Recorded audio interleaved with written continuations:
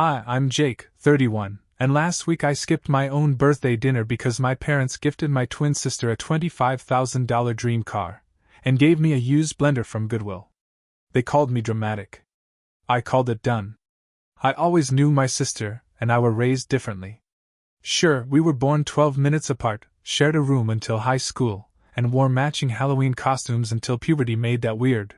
But the treatment? The expectations? Day and night. Her name's Emma. Picture the golden child, blonde, bubbly, straight teeth, varsity cheer, always knew how to cry without messing up her mascara. Me? I was the quiet one. The one who didn't cause problems, didn't break curfew, didn't get caught doing anything scandalous, mostly because I didn't do anything scandalous. My rebellion was getting a part-time job at 17 instead of joining theater. But I held on to one naive assumption, that on our birthday, we'd be equals. At least for one day a year. This year, our 31st, my parents invited us to dinner at this swanky Italian place in downtown Charlotte. Dress nice. My mom texted. It's a special night. I thought maybe it was an engagement announcement from Emma or some kind of surprise for both of us. My dad's been extra cheerful lately, that's suspicious. I'm hiding a secret. Cheer he wears like a used car salesman's smile. They asked us to meet in the parking lot before heading in. When I pulled up in my old Honda Civic, 2010, paint chipping, AC intermittent at best, I saw it immediately. The car. Sleek, silver, ribbon on top like a goddamn Christmas commercial. I blinked. My heart actually leapt. For a split second I thought. No way. They didn't. They did. Just not for me. Happy birthday, sweetheart! My mom shrieked, camera already recording, while Emma squealed and covered her mouth like she just won The Bachelor. My dad handed her the keys like he was unveiling Excalibur. It's the hybrid you wanted, he said. Fully loaded. I stood there like a piece of dropped toast, half buttered and face down. Emma hugged them both, then spun around to me. Can you believe it? They said they were thinking about it for months. I managed something between a laugh and a cough. Yeah. That's huge. Then my mom turned to me, the camera still rolling. And for our sweet Jake. She opened the back of her car and pulled out a gift bag. The kind you use for neighbor birthdays. The kind with the crinkly paper. I reached in and pulled out a blender. I used one. I know it was used because the cord was wrapped with a bread tie and there was a scratch along the side. And because the manual was in Russian. A Vitamix, she said, proud. Well, a knockoff Vitamix, but those things are so expensive new, and this one still works great. My dad chuckled like that made it better. Found it at Goodwill last week. Still had the sticker on. Emma laughed, like gently. Not maliciously, but like she thought this was quirky, kitschy, endearing. You can finally stop using that old NutriBullet from college. I looked at the blender, then the bow on her car. Then back at the blender. I wish I could tell you I smiled, took the high road, and marched into the restaurant with grace. I didn't. I set the blender in my back seat, got in my car, and drove away without a word. Not to them, not to Emma, not to the hostess who texted me 30 minutes later asking if I was still coming. At 8:12 p.m., I got a text from my mom. Jake. That was incredibly rude. You embarrassed Emma on her birthday. We do not expect you to match gifts, but we do expect basic decency. At 8:14 p.m., I got one from my dad. Grow up. It was a gesture. You said last month your blender broke. At 8:17 p.m., I got one from Emma. Are you okay? I'm not trying to be the favorite, I swear. I didn't answer any of them. Instead, I made a peanut butter sandwich, sat on my couch in the dark, and stared at that godforsaken blender on my coffee table like it was a symbol of my entire childhood. Because it was. I remembered every school trip they didn't help me pay for. Every time Emma borrowed my car in high school and got a full tank and a hug while I got grounded for being 10 minutes late. Every time they praised her social life while saying I was too serious. Every dollar I paid for community college while they covered her out-of-state tuition so she could get the full experience. And now, 31 years later, a car and a blender. I didn't show up to dinner. I didn't respond to texts. I didn't even call to thank them. The next morning, my dad left me a voicemail. "You're being dramatic. We're trying to include you and you're acting like a child. Emma's always been more expressive, but that doesn't mean we don't love you. Get over yourself." Then came the group chat. "Family dinner this Sunday, mandatory." My mom said she made pot roast. Emma responded with a thumbs up emoji. My dad said he'd pick up dessert. I replied with one sentence, "I won't be attending." The fallout started immediately. The Monday after my silent exit from our birthday dinner, I walked into work still half expecting my phone to blow up with an apology. It didn't. What I did get was a forwarded email from Emma, a link to her Instagram post of the car. Caption: "She's here. Thank you, Mom and Dad, for the best birthday surprise a girl could dream of. I'm so grateful for the love and support. Hashtag twins but not the same. Twins. But not the same. That hashtag. That's what did it. It kicked me in the ribs like a delayed insult I didn't even know she meant to land. I shouldn't have looked at the comments. But of course I did. OMG, your parents are goals. Wait, you got the car? Your brother must be so jealous, lol. Damn, my parents gave me socks. You're winning, girl." Emma had replied with polite laughter, hearts, and a gentle, "He's not like that. Jake's Loki a minimalist, lol. Loki a minimalist." I stared at the screen, heart rate spiking like I'd just discovered a stranger narrating my obituary. That night, I took the blender, still sitting on my kitchen counter, and opened it up out of morbid curiosity. Inside, a crumpled Goodwill receipt, $8.49, a sticky patch of something orange crusted under the blade, and a dusty warranty card from a brand I'd never heard of. And I realized something. They didn't even clean it before wrapping it. That Sunday, I didn't go to dinner. Instead, I turned off my phone and did laundry. Ate takeout. Watched the dumbest movie I could find and laughed too hard just to hear myself laugh. When I turned my phone back on Monday, I had 13 texts and 1 missed call. 1 from Emma. 1 from my mom. 10 from my dad. And 1 from an unknown number that turned out to be my Aunt Lorraine, who heard I was going through a phase. A phase. 2 hours later, I got a long email from my mom. The subject line was, "Some perspective." It started gently. "You've always been more sensitive than Emma. We love that about you." By paragraph 2, it had graduated to, "Emma has always had a harder time navigating life. You've been so independent. We didn't think you needed the same things." And by paragraph 4, "This car wasn't about favoritism, it was about helping her feel secure. You have your job, your apartment, your routines. Emma's still figuring things out." That's when I laughed out loud. Not bitterly. Not cruelly. Just laughed. Emma's figuring things out included a $25,000 brand new hybrid, a part-time job as a wellness content curator, which as far as I can tell means taking soft-lit selfies next to tea, 3 failed startups, each funded partially by our parents under the name of supporting female entrepreneurship. I, meanwhile, had paid for community college out of pocket, graduated without loans, held the same job for 7 years, helped them pay for their new roof 2 winters ago. Quietly. But sure. I was secure. I replied to my mom's email with 2 sentences. Love doesn't require matching gifts. But respect requires effort.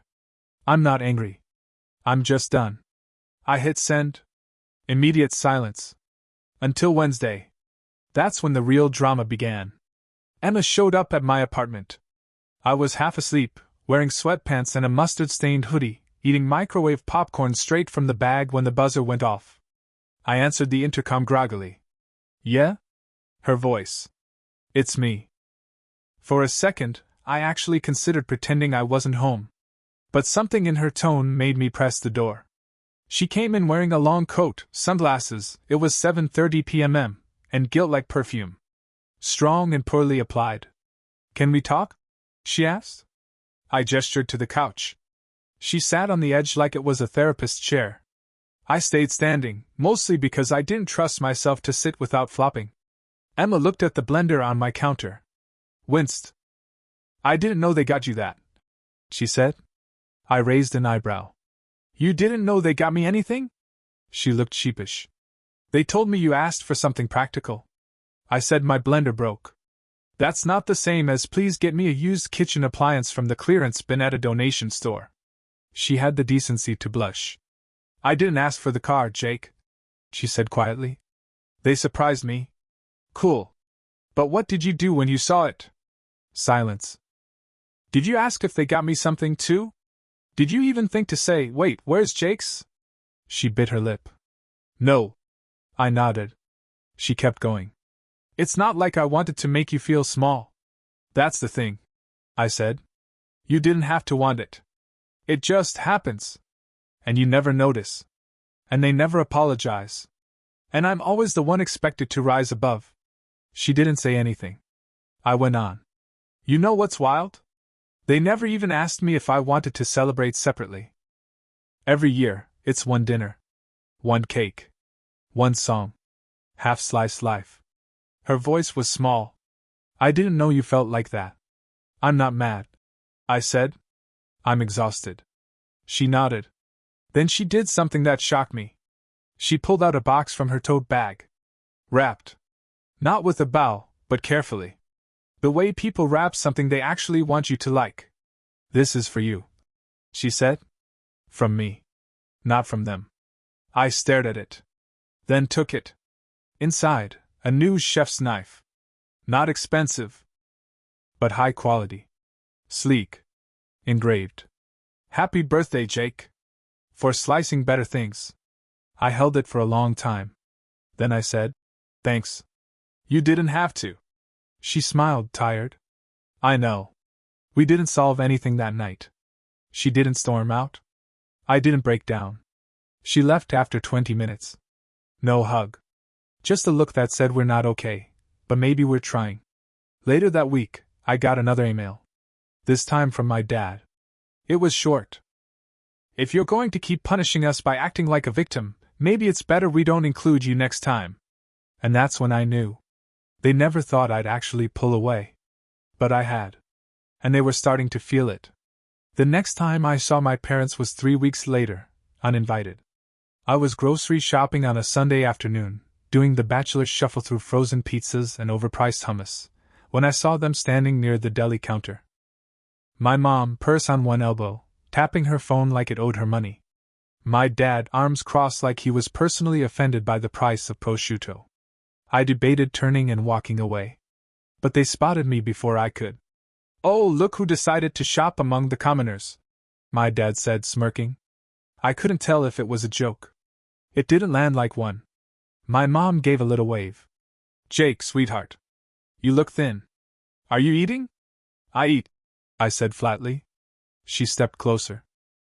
We've been worried. You've been distant. I've been clear, I corrected.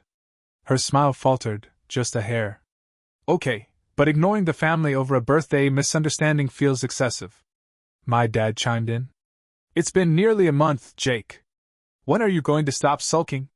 Ah, yes. There it was. The word. Sulking. Because emotional boundaries equals tantrums in their world. I looked at them both and said, I'm not sulking. I'm recalibrating. My dad laughed, short and sharp.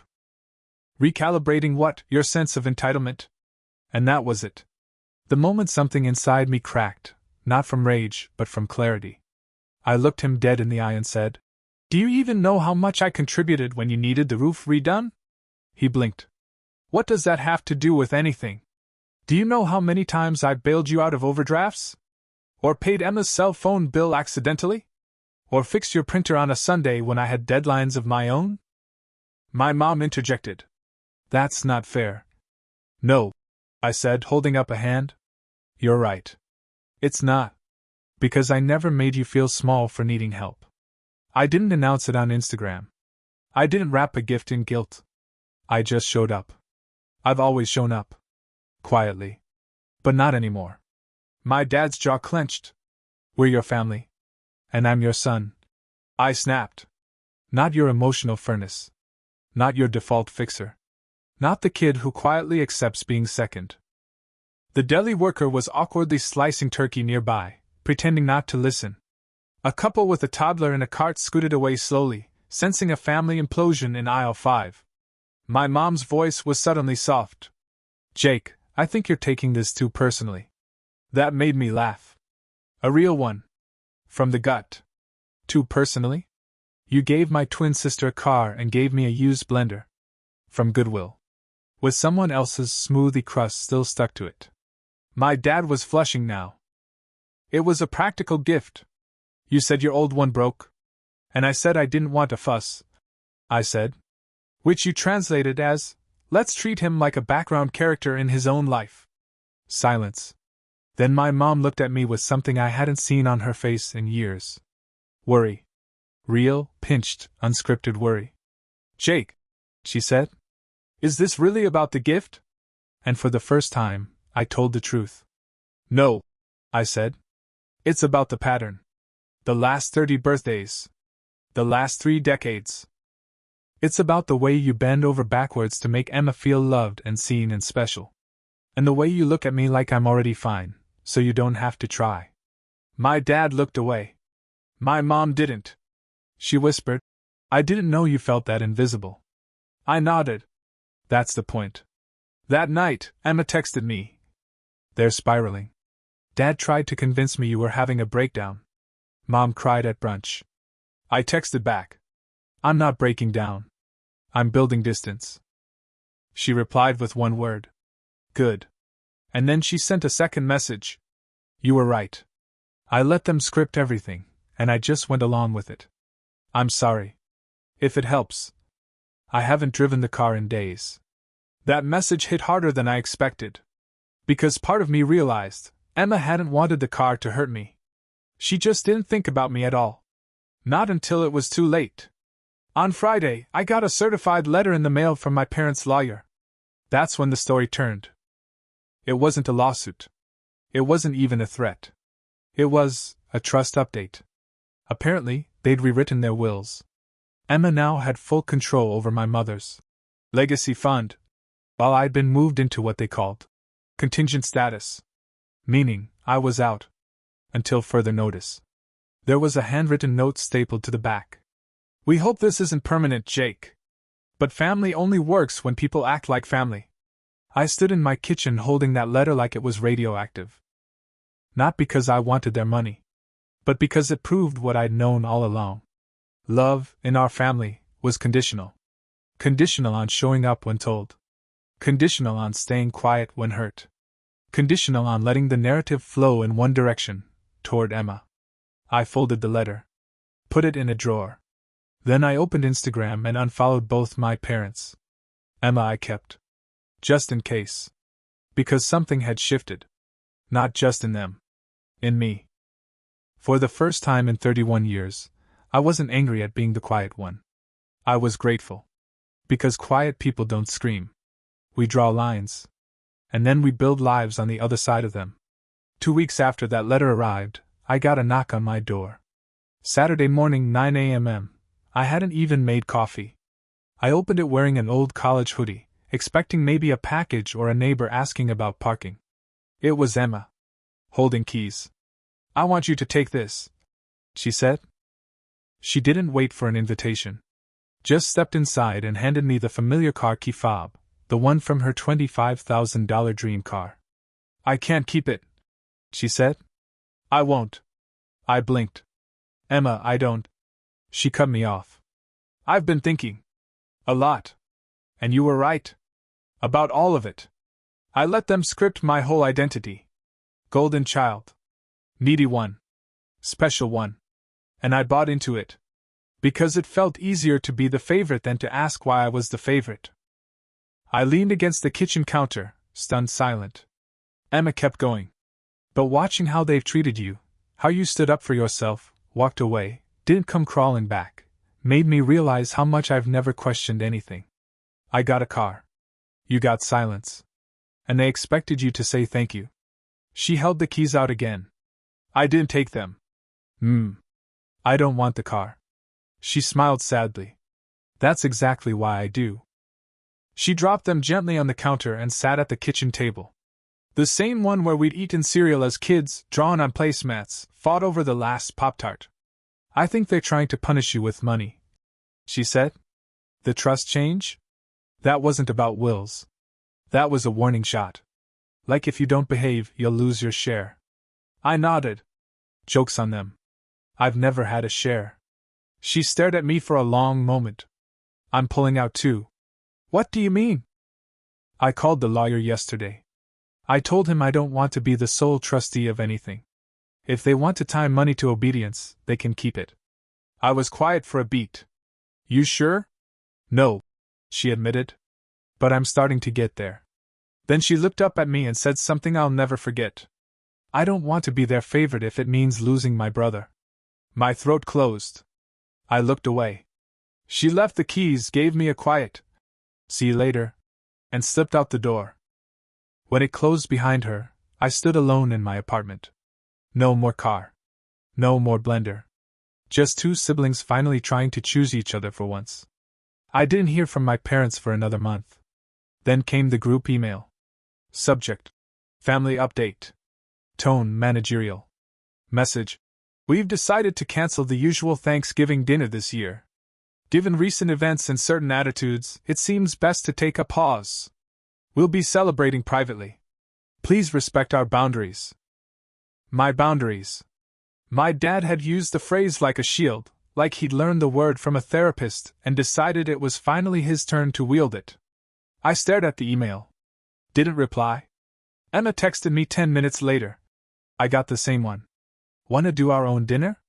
No turkey. Just pizza and truth. I said yes. Thanksgiving came. We met at her place. She'd made a frozen pizza, badly. Burnt on one side, raw on the other. Classic Emma. We laughed until we cried. We didn't talk about the car. Or the will. Or the years of silent comparison. Instead, we built new stories. She told me she'd started therapy. That she'd applied to grad school. That she was learning what it felt like to say no without explaining. I told her I'd finally booked that solo trip I'd been dreaming about for years. Portugal. January. She grinned. You're really doing it? Yeah, I said. I'm done waiting to be included. That night, after she left, I stood in my living room and stared at the blender still sitting on the shelf. I hadn't touched it. Not once. I picked it up. Unplugged. Cheap. Ugly. Still had that scar down the side. I carried it outside. Set it gently on the sidewalk near the trash. And I walked away. I didn't slam the lid. I didn't shatter it in some dramatic flourish. I just let it go. Because that blender wasn't just a gift. It was a symbol. Of how small they thought my needs were. Of how quietly they expected me to carry it all. And I was done carrying it. That Christmas, I sent one card. To Emma. No glitter. No frills. Just a handwritten note inside. Thank you for seeing me. Finally. I see you too. Let's keep choosing each other. She replied with a photo of a pie she tried to make. It had collapsed in the middle. The caption said, "Pie flopped. Still here. Still showing up." I laughed. And replied, "Perfect. The car?" She sold it. Donated the money to a scholarship fund for first-gen students. "Let's help someone else buy a car of their own story," she said. I smiled. Because maybe, just maybe, the best revenge isn't cutting people off. It's choosing peace instead of performance. Distance instead of resentment. And a quiet, steady life that belongs only to you. My name is Jake. I turned 31 this year. I didn't get a car. I got a used blender from Goodwill. And that's when I stopped showing up for people who never truly saw me. They called me dramatic. I called it a beginning. And this time, I meant it.